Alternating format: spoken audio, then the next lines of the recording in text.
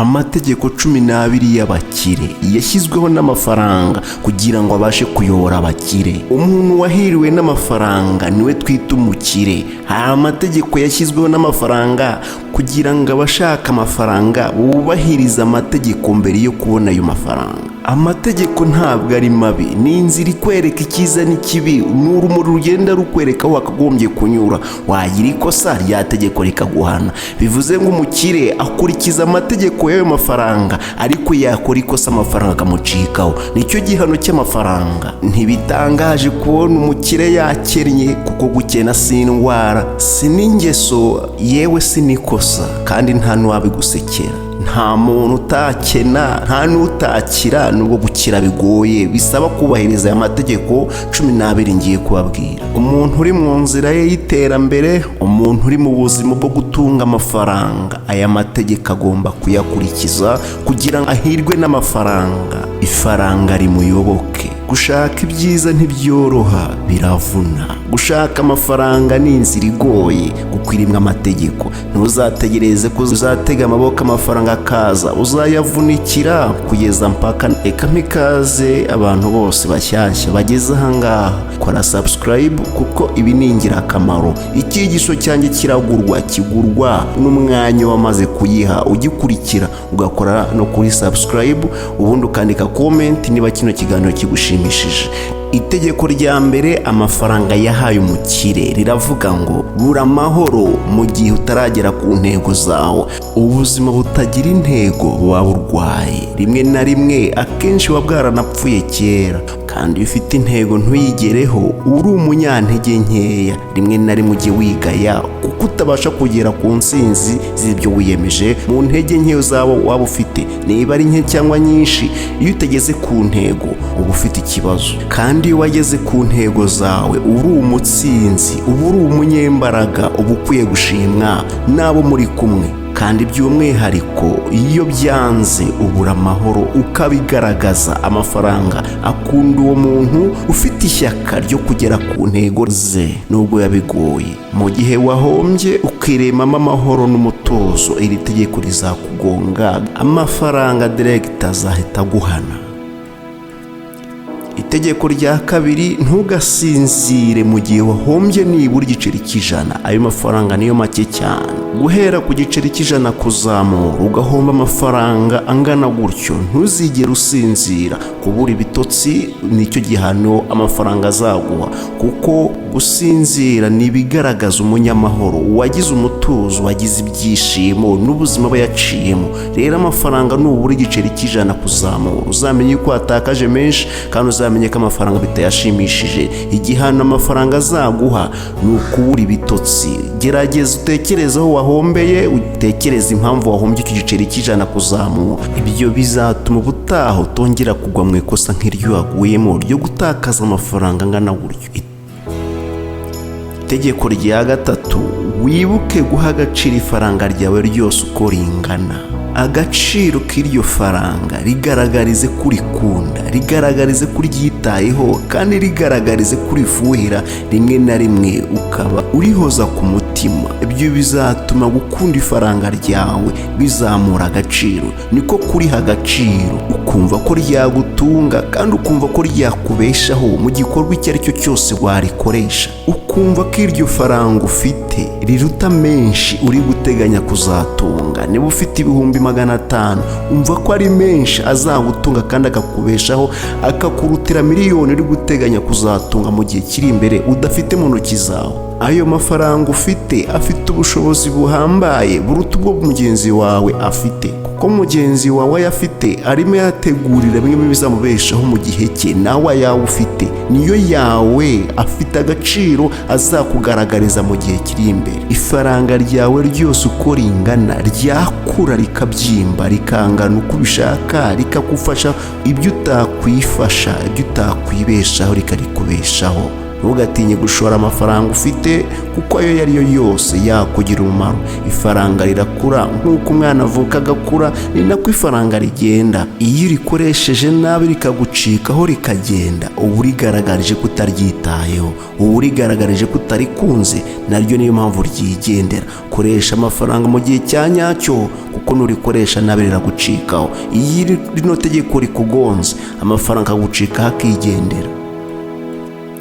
Itegeko rya 4, ujye wibuka gukurikirana ifaranga ryawe ryose ahantu rigiye. Amafaranga wariye utazi uko warikoresheje mu buryo runaka, ifaranga riguha itegeko ry'uko ugomba gukurikirana aho ryagiye. Niba warikoresheje neza, niba warikoresheje nabi, mu buryo warikoreshejemo, niba wariguze ibi, garagariza ifaranga aho ryagiye. Ugomba kumenya uko ryagiyemo, niba warembye abakozi, niba waguze iki n'iki, menya ngo ifaranga ryanjye ryagiye aha, kandi ukoresha uburyo ifaranga wasohoye wongera kurisubizamo. Kuko kurisohora biroroha, kurigarura bikavuna. Ubona agenda, ariko kuyagarura bigusaba amategeko ahambaye. Itegeko rya 5, ntuzakore ikosa ryo kurya no kumutabara. Ibi bizatuma umenya neza amafaranga winjije, ukamenya nayo wasohoye, bikaba ngombwa kumenya nayo ugomba kurya cyangwa se ugomba gusevinga. Iri tegeko rizaguha umucyo niba uri mu nzira nziza y'ukuri cyangwa se uri mu nzira nziza yo gutsindwa n'iri tegeko, kuko rizakwereka niba uri gukira cyangwa se uri gukena, kuko uzaba ufite umubare mwiza wo gutsinda, kuko ufite amafaranga uri gusevinga, ukaba uzi nayo gukemura ibibazo byawe. Uri mu nzira nziza y'ubukire bwa nyabwo, numenya yinjije akamenya nayo yasohoye, akamenya kurya make agasevinga menshi. Icyo gihe bimurebamo icyizere cyo kuzakira mu gihe kizaza. Itegeko rya 6, kora bizinesi nyinshi zirenze imwe. Ntuzashyira amagi 2 mu kuboko kumwe, kuko isaha n'isa ushobora kunyerera kwa kuboko ukakuryamira ukayamena. Ahubwo ibyiza, igi rimwe uzarishyire mu kuboko kumwe, irindi igi urishyire mu kundi kuboko. Ibyo bizatuma nuhura n'ikibazo cyo kunyerera, uzagwira kumwe ukundi gusigara. Bivuze ngo uzaba ufite amahirwe yuko rimwe rizameneka irindi rigasigara, ariko nuyashyira hamwe isaha n'isaha rizameneka. Bishatse kuvuga ko bizinesi imwe ntiwayizera, isaha n'isaha ishobora guhomba, cyangwa se ukagira ikindi kibazo runaka cyatuma ya bizinesi yawe ihinduka. Ntuzatungwe n'ikintu kimwe, kuko icyo kintu kimwe ntukizeye, isaha n'isaha gishobora guhinduka. Ubu aka kanya kiragutunze, ariko ejo ntikizagutunga. Ariko iyo ufite ahantu habiri ukura amafaranga, hamwe hashobora kwanga, ahandi hagasigara. Noneho byeba akarusho ukaba ufite 3, hose hashobora gutungira rimwe, ariko hamwe nihapfa, habiri hazarokoka. Aho habiri hazongera hakuzurire hahandi hambere hapfuye. Iri tegeko ryo riraryoha ku munyamafaranga wabyumva neza, kuko guhomba kwe biragoye. Ntiwapfa kumusanga mu bukene ahantu abari gukirigita ifaranga, avana ahantu hatandukanye. Ntago ayavana ahantu hamwe, ayavana ahantu harenze 2. Niko itegeko rimutegeka. Nawe kurikiza iri tegeko, ubundi urebe kutazakira ugakirigita ifaranga nk'abandi. Itegeko rya 7, kora ku buryo ifaranga ryawe ryose ryiyongera, nubwo ryakwiyongeraho igiceri cy'ijana gusa. Ibi bizatuma ifaranga ryawe rikura, ritaguma hahandi ngo rigwingire, cyangwa se ngo usange naryo ryagabanutse, ayo wari ufite usange yayoyotse, usigare wibaza utese amafaranga yanjye yagiye, utubu nahombye kandi niwe wayakozemo. Ifaranga ryawe tuma rikura, reka ryiyongere.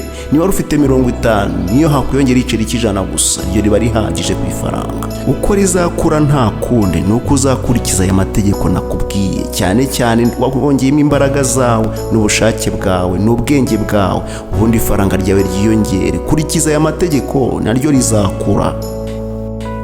Itegeko rya 8, gira inyandiko z'ibyo wasohoye n'ibyo winjije. Abakire barabizi cyane, bahorana ikayi nk'umunyeshuri ndetse n'ikaramu nk'umwarimu, kuko abashaka guhora yiyibutsa iby'ejo yakoresheje uko bingana. Ese ejo yasohoye angahe, yinjije angahe, uyu munsi yasohoye angahe, yinjije angahe. Bituma ejo abona aho yatsindiwe ntagomba gutsindira. Uyu munsi akongera akisubiramo, muri make ahora yisubiramo, akikosa akikosora, ikosa rye akikosora, akiha n'amanota rimwe na rimwe. nta muhanga w'amafaranga ubaho, nta n'umuhanga w'umukire ubaho. Niyo mpamvu iyi kayi n'ikaramu bigaragaza ko ahora yiga buri munsi, kandi yiga ubumenyi bw'amafaranga. Ahora ashaka kuvumbura udushya buri kanya bashaka gutera imbere. Ntabwo ahantu atuye hamushimishije, arimo arashaka gutera imbere ngo ajye hejuru haruseho. Aya ari make yari afite yiyongera abe menshi. Niyo mpamvu ahorana ikayi n'ikaramu kugira ngo avugurure ibyo yaje yasenye. Cyane kutanabimusekera, kuko iri ni ishuri buri muntu avukiramo,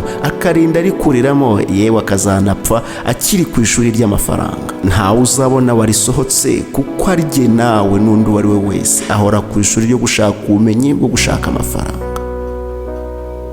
Itegeko rya 9: itegeka isaha y'akazi kandi uyakurikize. Amasaha y'akazi ariyo yose, nk'uko umukire aguha itegeko ngo uzaze iyi saha iyi n'iyi kandi ugomba gutaha isaha iyi n'iyi, ni nako nawe ugomba kwitegeka mu kazi kawe. Amasaha yawe y'akazi ntabwo uzayahabwa n'inshuti zawe, nta nubwo uzayahabwa na shobuja, nta nubwo uzayahabwa na leta, ahubwo amasaha yawe y'akazi uzayahabwa na shobuja wawe w'amafaranga. Amafaranga niyo agukoresha kuko uri gushaka amafaranga. Gerageza ukorere amafaranga mu gihe utarabasha gukoresha amafaranga. Niba ubahiriza iri tegeko, amafaranga azamenya amasaha agomba kugusangira. Niba ari saa 2, niba ari saa 6, niba ari saa 9, ariko niwica amasaha y'akazi, hari amafaranga azaza kugushaka akakubura akigendera. Icyo gihe uzaba uyahombye.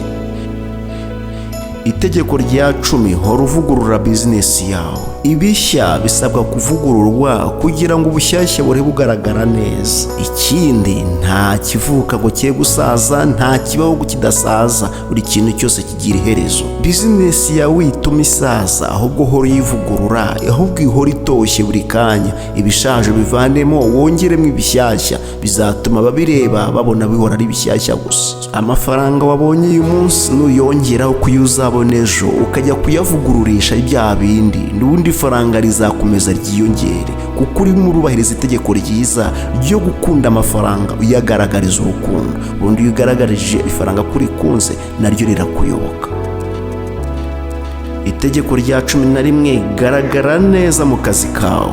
Icyo gihe abakubona babona kuri mu nzira nziza y'iterambere, no gutera imbere kwawe bizihuta, kuko bagufitiye icyizere kidasanzwe ari kukubonaho. Icyo gihe ifaranga rizakuyoboka kuko ribona ko nawe waryiteguye. Ibyawe niba bigaragara neza, bikaba ari bishya, nawe ugomba kuba ugaragara neza kandi ukaba uri mushyashya. N'ifaranga rizaza rigaragara neza kandi ari rishyashya, ryiyongera kuri yayandi wari ufite. Amategeko 12 y'amafaranga, iri ngiri rirabihatse byose. Iyo ugaragaye nabi, n'ibyawe bigaragara nabi, n'ibikugana byose biza bigaragara nabi. Ariko iyo ugaragaye neza, n'ibyawe bigaragara neza, n'ibiza biza bigaragara neza.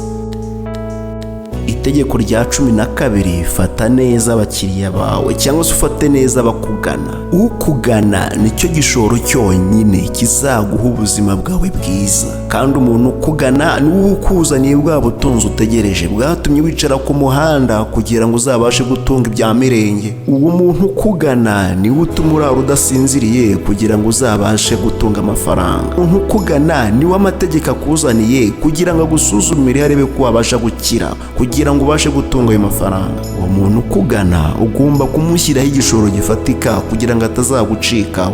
Mwakirana umutima mwiza, mugaragarize ko mukunze, kandi mugaragarize ko ari umubeshejeho. Wicika intege ngo ujye kumwihisha, cyangwa se umubwire nabi, cyangwa se umurebe nabi. Oya, uwo muntu niwe byose byawe, niwe ugufite mu biganza, kuko uyu munsi natakugana azajya ahandi, ibyo yarakuzaniye abyihera abandi. Ayo mafaranga uzaba uyabuze, kandi wari ugiye kuyongeranya mu yo ufite.